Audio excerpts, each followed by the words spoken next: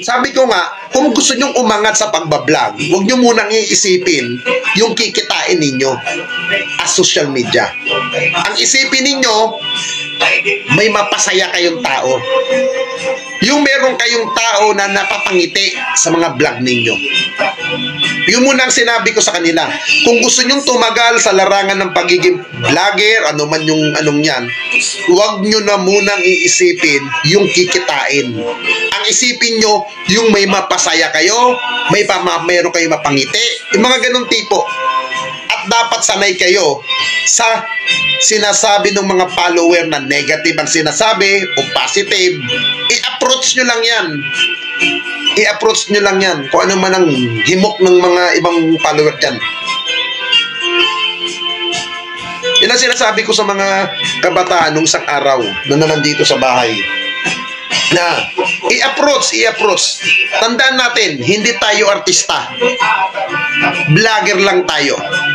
Yun ang sinasabi ko. Kaya kahit gaano kalaki ang follower mo, kahit gaano kalaki ang community mo, kung malaki ang ulo mo at masyadong mataas ang tingin mo sa sarili mo, lalagapak at lalagapak ka. Yan ang sinasabi ko sa kanila. Kaya ako, minsan may mga nagtatanong sa akin, bakit hindi ka sumasama sa mga ibang grupo-grupo? Ba't ako sasama dyan? Nagsimula akong magsolo. Nagsimula akong mag-isa. Bakit? Ikabubuhay ko bang mga kasama yan? Hindi. Di ba? Basta ano lang tayo, chill lang, ika nga. Alam niyo mga kaibigan, nakakalungkot isipin na kung saan tayo ay mga Pilipino. Purong Pilipino, dito tayo isinilang sa ating bansang Pilipinas. Diba? May mangingilan-ngilan na dati natin mga kaibigan na mga political vlogger na kung saan ngayon yung ibang mga political vlogger sumusuporta, naniniwala doon sa mga politiko na pro-China. Hindi pa kayo nahiya, mga kaibigan? Hindi pa kayo nahiya na kayo ay Pilipino, pero ang inyong sinusuportahan, politikong galit sa kapangyarihan, swapang sa pwesto na gusto lang makaupo. Hindi pa kayo nahiya? Tapos sasabihin nyo, gusto nyo baguhin ang bansang Pilipinas. Gusto nyo ayusin ang bansang Pilipinas. Pero kung ang sarili ninyo ay hindi nyo naman maayos, hindi nyo naman mabigyan ng magandang delikadesa ang mga utak ninyo, na utak tagod na bulok, mga puki ng ina ninyo. Ito ang tara, no? Isang senador umamin. Umamin ang isang senador na sa katauhan ni Senator JB Ejercito na mayroon mga ngilang-ngilang politiko na nagbabayad sa mga political vlogger para suportahan sila at yung pera ibinabayad sa kanila ay nanggagaling sa bansang China. Tapos kayo, todo suporta kayo sa mga Duterte. Ngayon, nagsisinungaling ba ang itong si Senator JB Ejercito? Tapos sasabihin ninyo, Pilipinas not for sale. Puki ng ina nyo pala eh. Sasabihin nyo ang Pilipinas not for sale. Di ba? Pero nagpapabayad kayo sa mga kalahit na hindi naman natin kababayan, hindi naman natin kabansak, hindi natin kauri, na taga-bansang China. Nasaan ang mga paninindigan ninyo? Tayo ay Pilipino. Pilipino na dapat tayong sumunod sa alituntunin ng pamahalaan na nagbabasakot dapat tayo. Na kung saan dapat natin sinusuportahan ang bansang ito na pinamumunuan ng kasalukuyan administrasyon ni Pangulong Ferdinand Bongbong Romualdez Marcos. Anong gusto ninyo? Sa inyo sumunod ang gobyerno? at sa inyo yuyuko, mga gago pala kayo mga puki ng ina ninyo Mga kaibigan, pakinggan ninyo, unawain ninyo ang bawat pahayag ng balitang ito. Itong news na to, hindi ito pumuto. Hindi ito kumalat sa kahit anong segment ng news. Hindi ito fake news. Papayagan ba natin na sa huli tayong mga Pilipino ay nag-aaway-away ng dahil lang sa mga ilang politiko na gusto tayong pagsabungin? Kung gusto natin ng pagkakaisa, pagmamahal sa ating bayan, idepensa natin ang ating bansa. Dito tayo isinilang, dito tayo mamatay, at ito ang ipapamana natin sa ating mga maiiwan dito sa bansang ito. Lantaran ang kagaguhan. Diba? Kaya ako, how many times kong sinabi, naging part ako ng Duterte social media blogger. Okay? Hindi maitatanggi ito ng kampo nila. Hindi ito maidideny dahil kasama rin ako sa nabayaran nung panahon nung nandiyan ako sa grupo na yan. Nung panahon na todo depensa ako kay dating Pangulong Duterte. Nung panahon na nakikipagbakbakan kami sa mga politika na mga kalaban ng administrasyon. Ngayon na nakakapagtaka at hindi na ako nakakagugulat, mismong senador na mismo ang nagsalita na talagang may binayaran ang mga taga-China, katuwang ang mga Duterte, para wasakin ang kasalukuyang liderato ng pamamalakad ni Pangulong Ferdinand Bongbong Romualdez Marcos. Sa anong parahan? Para manatili at hindi magalaw ang China at manatili sa pwesto yung mga ganid sa kapangyarihan na mga nawalan, na mga hindi nakaporma sa Marcos administration. Yan ang gusto nilang mangyari.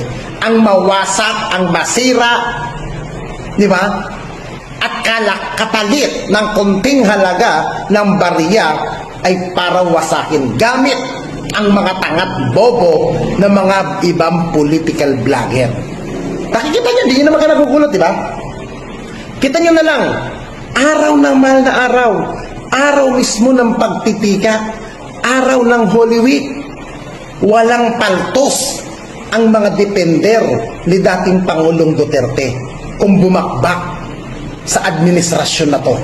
Kasi nga, sabi nga ni Senator J.B. Ejercito, pinupunduhan. Yan ang katotohanan, mga kababayan.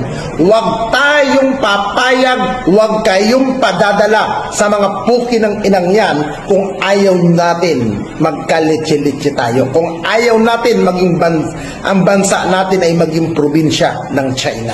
Alam nyo, ang ating Vice President ngayon, na si BP Sara, ay DepEd Secretary din.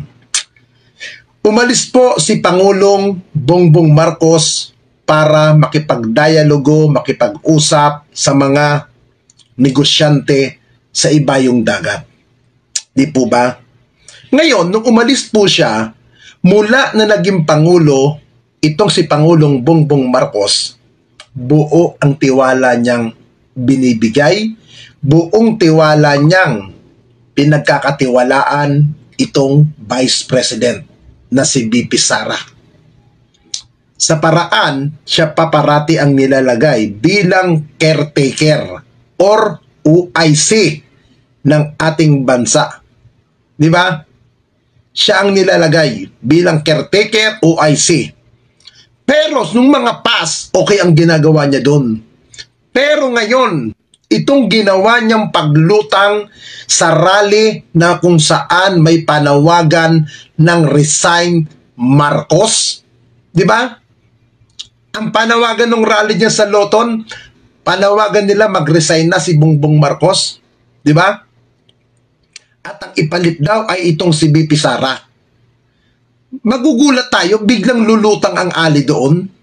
Hindi man siya nagsalita, pero nagpa-interview siya sa mga media doon. Hindi ba isang katarantaduhan, isang kagaguhan ang ginawa ng taong ito? Di ba? Ang dapat dito, tanggalin na bilang DepEd Secretary, mga kaibigan. Pangalawa, mali pa, hindi ko alam, may mga kumakalat po ngayon, mga kaibigan, na mga litrato na kung saan ang mga litratong kumakalat nakalagay doon po sa mga pampublikong eskwelahan, na kung saan ang panawagan po doon sa tarpaulin ay ito po ang panawagan, mga kaibigan. Ha? Pakita ko po sa inyo. Ito po yung panawagan nila sa mga public school. Ayan o. Yan. Justice for Pastor Apollo Kibuloy. Eskwelahan po yan. Pag-aari po ng gobyerno. Bilang DepEd Secretary, imbestigahan mo bakit nagkaroon ng tarpaulin sa mga pampublikong eskwelahan na kung saan ang binabandera doon pabor kay Kibuloy, na kung saan may kasong human trafficking at pangahalay. At ikaw naman, DP Sara, hindi ko sinasabi na pinapayagan mo yan, ha? Hindi ko sinasabi, ha? Kasi nagtataka ako, bakit nagkaroon ng mga tarpaulin-tarpaulin? Panagutin mo ang prinsipal ng eskwelahan na yan.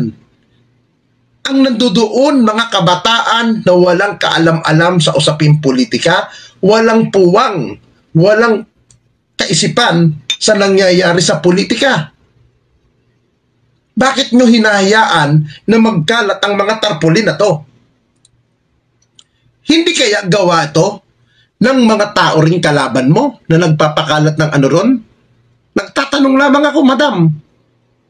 Ngayon, kung wala kang kinalaman dito, ang challenge ko sa iyo, BP Sara, panagutin mo. Panagutin mo ang mga taong nasa likod na nagpapakalat ng tarpaulin na yan sa mga pampublikong eskwelahan. Dapat pinoprotektahan ninyo ang kabataan. Dapat nilalayo nyo ang mga kabataan sa usapin ng politika. Dapat ang nakikita ng kabataan sa loob ng eskwelahan ay yung may pakinabang sa kanilang pagiging bata. Dapat ang itinuturo doon ay yung tama.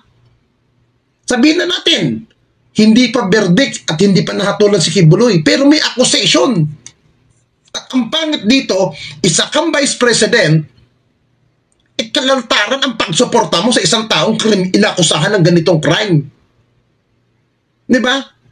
Ito pala, naniniwala pala kayo, kay Kibuloy. Kaibigan nyo pala. Di ba?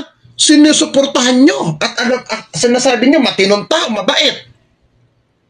Oh, itong tanong ko sa inyo, Robin Padilla, Senator Bongo, dating Pangulong Duterte, ikaw, BP Sara, at yung mga sila Harry Roque, sila Salpanelo, at 10 ng mga dating opisyal ng gobyerno na putak ng putak.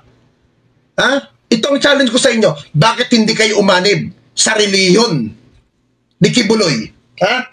Bakit yung mga vlogger na atungal ng atungal, yung mga patay gutom na vlogger dyan? Ha? Yan sila BMR. Ha? Bakit hindi kayo mag-member ng simbahan niya? Bakit hindi kayo magpabautismo sa simbahan niya? Mabait pala yan. Matino. Malinis. Disiplinado. Bakit hindi kayo umanib sa simbahan niya? At ipakita ninyo na tunay siyang matino. Ha? Ba't hindi kayo sumama sa sekta niya? Ha? Ha? Total, pinagtatanggol nyo yan. Di ba? Todo depensa kayo dyan. Ba't hindi nyo umanib sa reliyon niya? Sumama kayo para maging makatutuwanan na sinasabi nyong matino yan, na malinis yan, na mabuting tao, na hindi niya magagawa.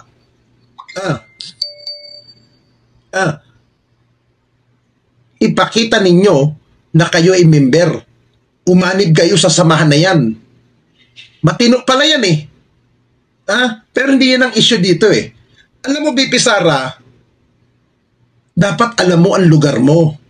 Dapat iniingatan mo ang pagiging posisyon mo bilang DepEd Secretary. maselan yan, madam.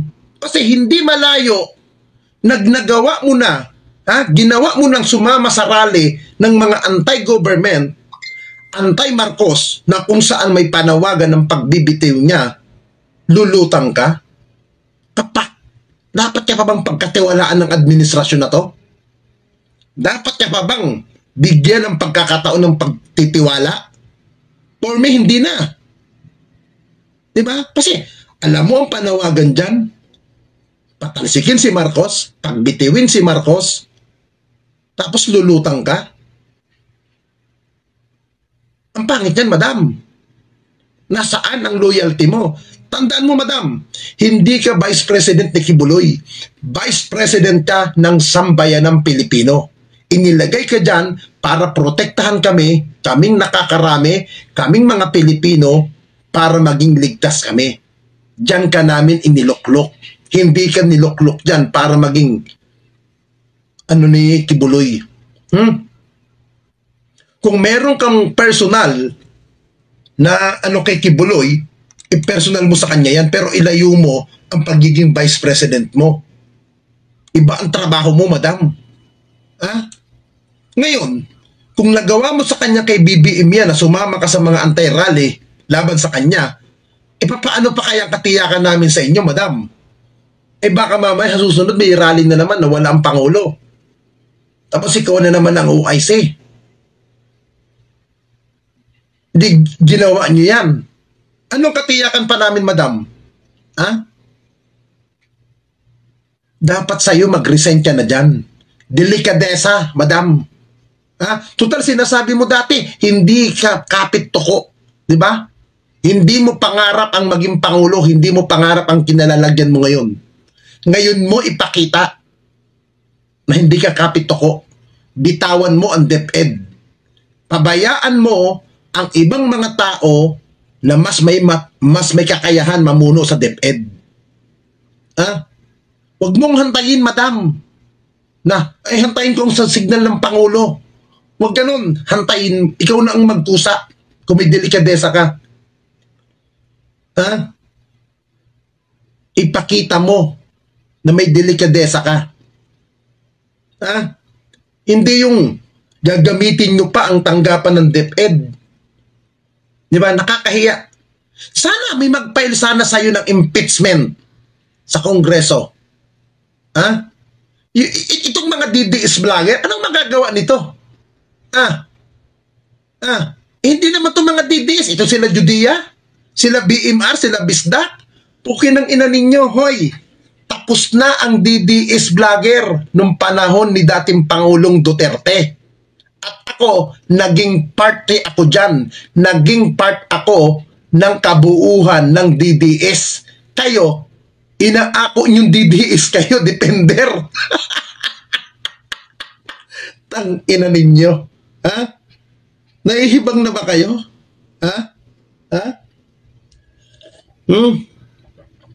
Tigilan ninyo yan. Oy, yung isang vlogger, balita ko minaghahanting daw sa akin na vlogger dyan. Huwag mo na natin itatopic to. Huwag na muna natin itatopic yan. Bibigyan kita ng time. Kung ano ang plano mo sa akin, pukin ang ina mo, kasunog ka na eh. Nakuha ko ng impormasyon doon sa plano mo. Ganito na lang, madam. Mag-resign ka bilang DepEd Secretary. Ituloy mo ang pagiging Vice President mo. Kasi yan naman ang mandato mo bilang Vice President eh. Pero, sa DepEd, dapat sa'yo, mag-resign ka na. Mag-resign ka na, madam. Kung meron kang delikadesa, kung meron kang kakahihiyan sa sarili mo, kung hindi ka kapitoko, hindi ka uhaw sa power, ipakita mo na ikaw ay kaya mong bumaba dyan. Marami ng kapalpakan sa DepEd, madam. Ang dami, alam nyo, madam, hindi na lang ako magkikwento, madam, Hindi pa kayo Vice President, hindi ka pa DepEd Secretary. Alam mo, madam, marami akong kontak sa loob ng DepEd. Alam nyo yan. Alam nyo yan. Ang daming nagbibigay ng information dyan sa loob sa akin na puro negative ang sinasabi again sa tanggapan nyo as DepEd Secretary. Hindi ko na lang pinapatulan yung mga sinabinubulong sa akin dyan ng mga itinatawag sa akin ng mga taga-DepEd. Hindi ko na lang pinapatulan. Hindi ko na lang binablog. Puro negative.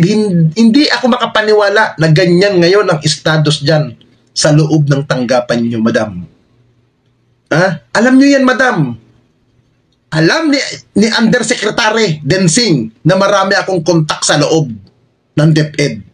Nagugulat na nga lang sila. Nyo, saan mo nakuha ang impormasyon na yan? Nyo, paano mo nalaman ito? Huwag mo na lang gumaganyan pa yung mga tauhan ninyo sa akin. Diba?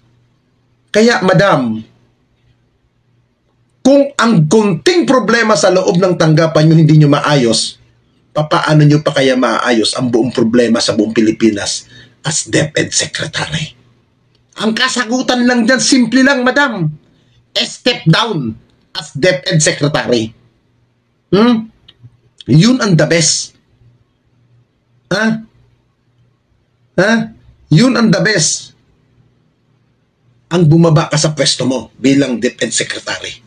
Mahirap yung tipo na ikay nagpipigil. Mahirap po yun. Nakakasama ng pangangatawan yun, madam. Nakakasama. Ipakita mo ang tunay mong saloobin. Bumaba ka bilang DepEd.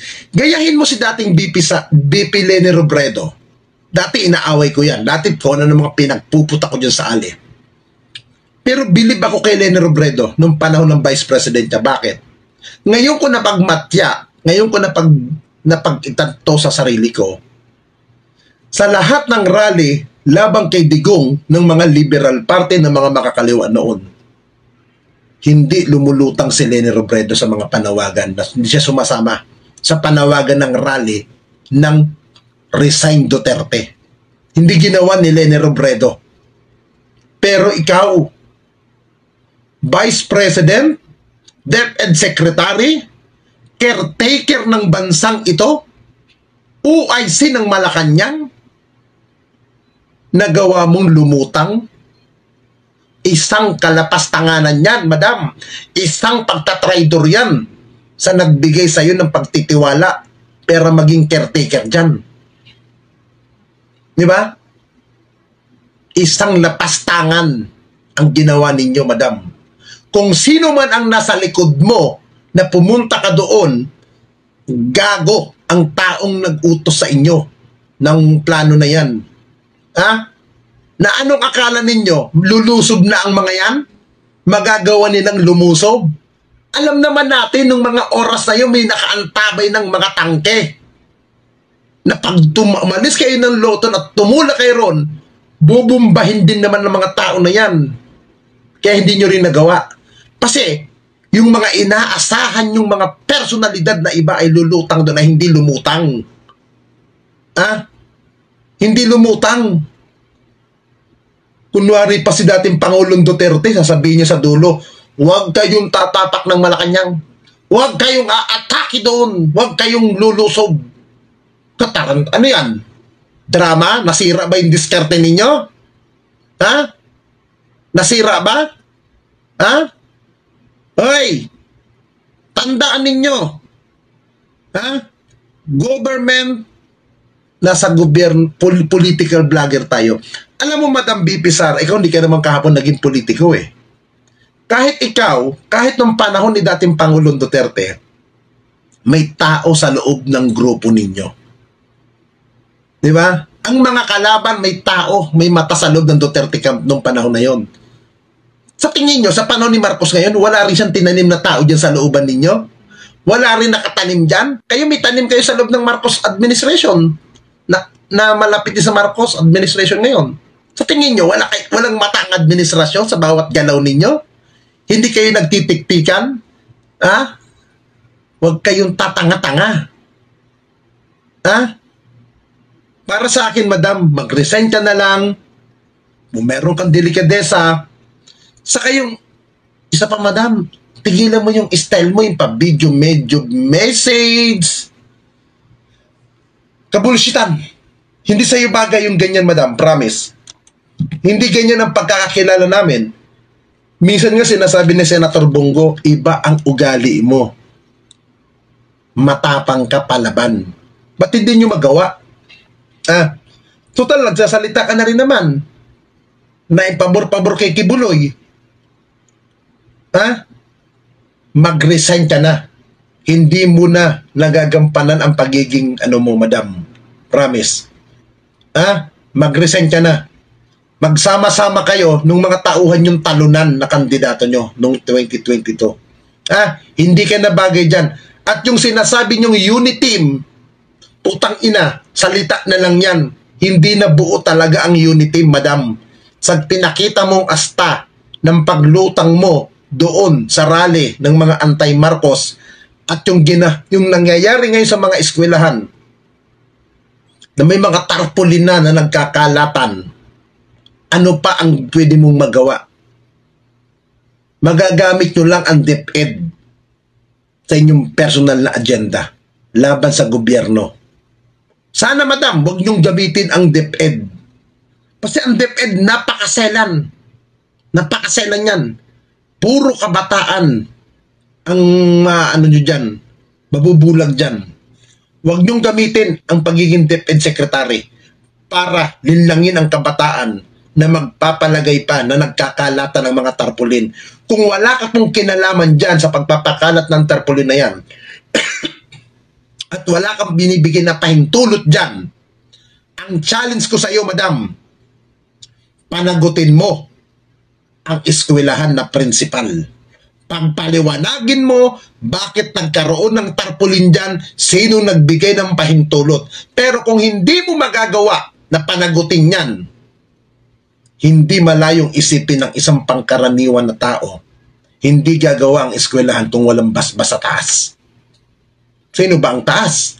Sino bang naglalabas ng memo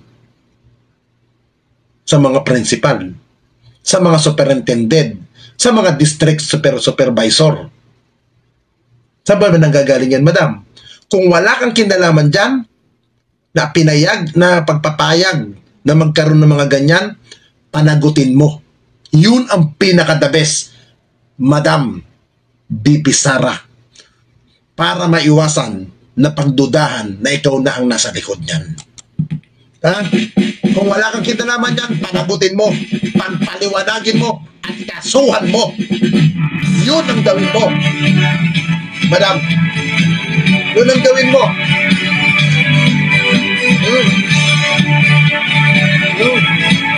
Baka yung sinasabi mong tambaluslos si Martin Romualdez, baka ikaw ang tambalustas. Baka ikaw ang tambaluslos, BP Sara. Ipakita mo, Madam Sara, na wala kang kinalaman dyan. Sa paraan, patawagin mo, panagutin mo, pagpaliwanagin mo, at parusahan mo. Jurisdiction mo yan. Sakop mo ang mga eskwelahan sa buong Pilipinas. Pag hindi mo ginawa yan, hindi malayong isipin na ikaw ang nagbigay ng pagpapahintulot niyan. Ganun lang, madam. Pa-explainin mo, kasuhan mo. Isuspended mo. Yan ang gawin mo. Kung hindi mo magagawa, mag-resign ka na bilang DepEd Secretary. Wala kang kwenta. Isip ka. May punto naman doon si Cap Nino Barsaga, di ba? Kung totoo nga sila po ay tunay ang kanilang suporta kay Kibulok at hindi po sila umaasa lamang sa ibinibigay nitong sweldo sa kanila, o kapag sinabi nilang wala silang sahod dyan, wala silang bayad dyan, biro mo pinagtatanggol mo, kriminal, wala kang sahod. Mapapanood ng kamag-anak mo yan, mapapanood ng mga kaibigan mo yan, diba? Makikita na nga sa bayan ng Pilipinas yan. Na nagbablog ka ng pagtatanggol sa kriminal tas wala kang bayad. Naku, parang ano naman yan, parang napaka-imposible naman yan. Di ba?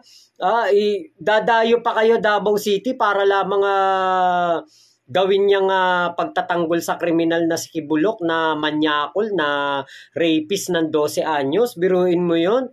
Pinagtatanggol niyo yung ganyan tao, tapos sasabihin niyo, pro bono lang kayo dyan, wala kayong sahod. Di ba? Tama naman yung sinabi ni Kuya Nino. Kung totoo yung ano niyan, yung mga pagsuporta niya mga vlogger na yan, di sana lumipat na yan sa kulto ni Kibulok. Di ba? Nakiki-amen na rin yung mga yan. Nakikisama na rin yan sa mga prayer nila. Di ba? At itong si Banat Bay, Bible verse na ng Biblia ni Kibulok ang babasahin nito. Kita mo si Kibulok, binago yung John 3:16. Binago yung Our Father. Binago yung mga dasal nating mga Katoliko. Hindi po yan ibang relihiyon. Ang tawag diyan kulto. Kasi ang dinadasalan diyan si Kibulok. Ang dinidiyos diyan si Kibulok. Kaya pala nung nalaman na ng PNP kung saan talaga nagtatago itong si Kibulok, nagwala ang itong grupo ni Kibulok, itong kulto ni Kibulok. Bakit? Kasi yun ang kanilang Panginoon. Si Kibulok ang kanilang dinadasalan. Si Kibulok ang kanilang magiging daan papunta sa langit daw po. Si Kibulok daw po ang pinaka makapangyarihang tao ngayon dito sa lupa. Bakit? Sumanib na daw sa kanya ang Espiritu Santo ng ating Panginoon. Pero sigurado ko, hindi po Espiritu Santo ng ating Panginoon ang sumanib dyan, kung hindi Espiritu ng demonyo ni Lucifer. Bakit? Biruin ko ba naman manggahasa ng mga kabataan, tapos araw-araw, gabi-gabi, iba-iba ang mga nagpapaligo sa'yo, iba-iba ang iyong kinakalantare, iba-iba ang iyong katabi sa pagtulog. Naku, sus Mariosep, biruin nyo. Ako hindi ko po kayang ipagtanggol yung kriminal. Kahit milyon pa bayad sa akin, hindi ko po kakayanin yan. Hindi ko po magagawa yan. Nakakahiya. Tagapagtanggol ka ni Kibulok. Sus Mariosep, kriminal yan. Kahit saan po tayo magpunta, kahit sino ang makita natin, si Kibulok po sa paningin ng mga Pilipino ngayon, kriminal. Si Kibulok po, sa paningin po ng taong bayan, lalo na sa mga kababaihan, si Kibulok ay isang manyakol. Pedophilia. Sus Mariosep, pedophile. Grabe. Pero alam niyo po, okay lang naman siguro, tingin ko, kayang-kaya nilang maatim yan nung mga vlogger ni Kibulok. Kayang-kaya nilang maatim yan, kayang-kaya nilang kumbaga tanggapin sa kanilang mga sarili. Bakit? Yung iba daw dyan, wala namang mga anak. Yung iba, bading. Di ba? So, kaya pala nagagawa nila. Baka wala silang anak na babae. Meron mang anak, baka lalaki. Di ba? Kaya siguro safe sila na hindi magagahasa ni Kibulok ang kanilang mga kaanak. Kaya lang, di ba? Wala ba silang pinsang babae? Wala ba silang kapatid na babae? Ang nanay ba nila hindi babae? Di ba? Ang kanila bang lola hindi babae? Di ba? Baka mamaya ang madisgrasya o mabiktima nitong si Kibulok. O ang magiging mga, kumbaga, mga magpapatuloy ng kasama ni Kibulok, apo nila, anak nila, di ba? Sus Mariosep, naku naman. Kaya alam niyo po, sa totoo lang, hindi nga natin malubos maisip bakit may nagtatanggol kay Kibulok. Karumal-dumal po ang ginawa nito na krimen. Sa kwento pa nga lang ni alias Amanda, sa kwento pa lang ni Arlene Stone, sa kwento pa lang ng mga naglakas ng loob na umalis at magsuplong sa mga pulis, katulad na lang ng kwento ni Colonel Hansel Marantan, di ba? Karumal-dumal po. Naku. Ewan ko kung ba't nakakayang sikmurain niya ng mga vlogger ni Kibulok, Kahit Ako po kahit operan ako, milyon ng halaga, magtatanggol ng kriminal. Parang ang hirap po. Kasi mapapanood ng mga anak natin yan, mapapanood ng mga apo natin yan. Pag tanda nila, makita nila, ay, tay, pinagtanggol mo pala yung dating yung dating nakulong na rapist, yung si Pastor Apollo Kibuloy. Tinapik namin yun kanina. Tatay, ang dami palang kaso nun, ang dami pala nung nilapastangan. Tapos nakita ko, tay, binablog mo pala yun, pinagtatanggol mo pala yan noon. Bakit niyo po pinagtatanggol? Anong isasagot mo dun sa anak mo? Kunwari ikaw yung vlogger na yun, ano isasagot? Kasi, wala kasi tayo makain noon. Yan yung malaki offer sa pagbablog ng kriminal, kaya nag-vlog ako ng kriminal. Kaya mo yung sabihin sa anak mo? Di ba po kaya dapat lahat, pati itong mga vlogger din na sumuporta kay Kibulok, maipakulong din. Dahil po ito, obstruction of justice din po ginawa nitong mga to Pero meron naman naman pong mga investigasyon na nangyayari. Ayon po sa ating bubwit, may mga iniimbestigahan na. Meron na nga actually, eto nga, nasabi ko na po ito sa mga nakaraan kong vlog. Bawat upload ng mga Kibulok vlogger, meron pong taga-download at taga-transcript niyan. Meron na po. Noon pa yun. Hindi pa nahuhuli si Kibulok. Nasabi ko na yan. May nagbato na sa akin yan. May nag-chika na sa akin yan. So, sigurado pong may ma-oblo dyan. Siguradong meron pong magkikita-kita sila sa oblo ni Kibulok. So, yun lamang po. Maraming salamat sa pagsama nyo dito sa aking vlog na ito. Ingat po kayo. Salamat sa video ni Kuya Nino Barsaga. Ingat po kayo, nasan mang panig kayo ng mundo. Huwag po kayong maniniwala sa mga fake news. So, yun lamang po. Mama chup chup. Love you, love you. God bless us all. Pilipinas. God first.